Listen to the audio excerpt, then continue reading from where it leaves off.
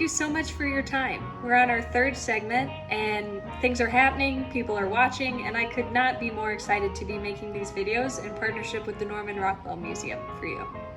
Now, last time we talked about Charles Dana Gibson and his Gibson Girls, and how they sort of encapsulated that new woman who was making her way through culture at the turn of the 20th century. Her progress was actually sped up quite a bit by a little thing called World War I. Actually, World War I changed quite a lot of things.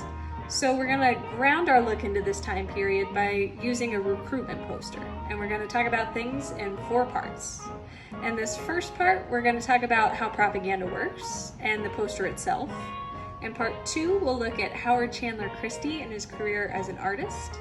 And in part 3, we're going to talk about the American war effort in a broad sense and how the Society of Illustrators helps support it. And in part 4, we'll look at women in the war effort and put a little twist on this pick. Let's get to it. First, let's think about propaganda. Propaganda is actually a whole lot like advertising. It's usually a combination of text and images that are designed to persuade people to act or buy into the messages presented. Viewers should be convinced to grow victory gardens, join the armed forces, or buy war bonds instead of just purchasing arrow collars. The armed forces still ask for people to join by promoting messages like be Army strong or be the best you can be.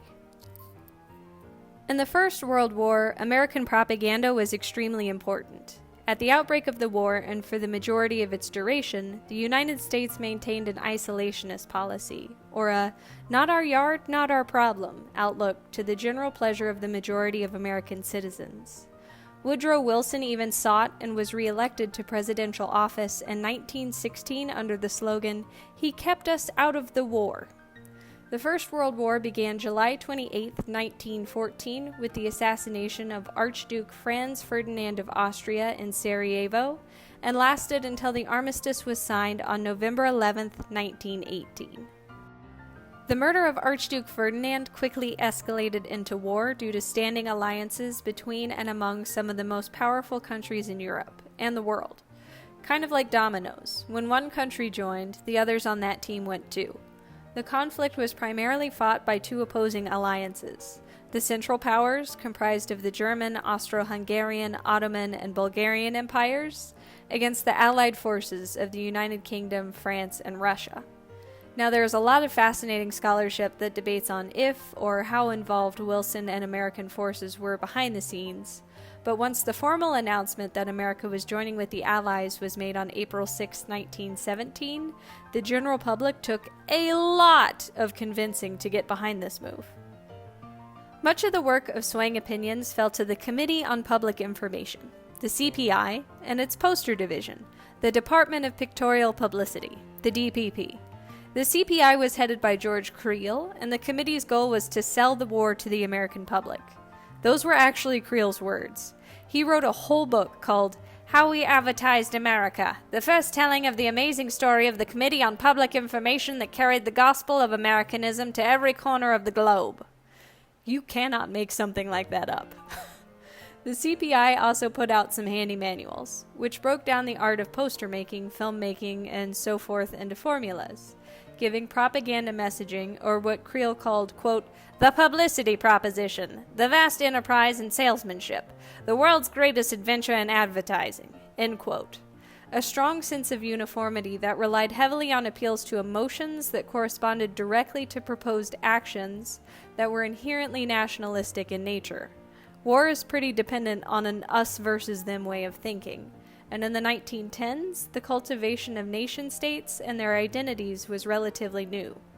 Eric Hobsbawm has some really cool books on that topic if you'd like to learn more about it. As far as emotional appeals, clear actions, and patriotism go, we have a lovely example of those elements in our poster here. In order to understand what's going on, let's do what art historians call a formal visual analysis, or looking at the poster very closely in order to understand what it's telling us. The poster is bisected, with the left side featuring a beautiful brunette white woman dressed in a man's uniform along a 3/4 side angle, while the right side hosts the caption, "Gee, I wish I were a man, I'd join the Navy." The bottom of the poster provides a secondary caption stating, "Be a man and do it. United States Navy Recruiting Station." That most American of color palettes repeats red, white, and blue through the text, the coloring of the woman's white skin, blue eyes, and red lips, and the uniform she wears. Now, we wouldn't really pause at this poster and think of it as risque today, but if you compare this lady in her deep V neckline, no corset, and pants to the Gibson girl from only a decade prior, whoa. She's definitely wearing something most women would not at that time.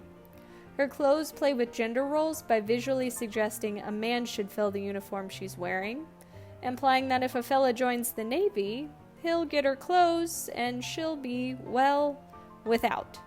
The emotional appeal for the poster is sex, and the corresponding action is, join the Navy! This was one of the most popular posters from World War I. The Assistant Secretary of the Navy at the time, a guy by the name of Franklin Delano Roosevelt, wrote Christy personally, praising his poster. Quote, "My dear Mr. Christy, I am delighted to have the posters, and especially with your inscription on them. I have had word from all over the country that the Gee, I Wish I Were a Man one has been far and away the most effective poster that either the Navy, Army, or Marine Corps has had out since the war began. It is very inspiring to me to feel that the Navy has had and will have no trouble in getting all the men it needs by voluntary enlistment. You may well feel proud of the fact that you have so largely contributed to this." End quote. Now, just looking at this poster and understanding that it was designed and was very successful in convincing men to join the Navy, it would be natural to think that women could not participate themselves. However, women could actually join the Navy at equal rank and pay as men. Keep on watching to learn more about that little plot twist.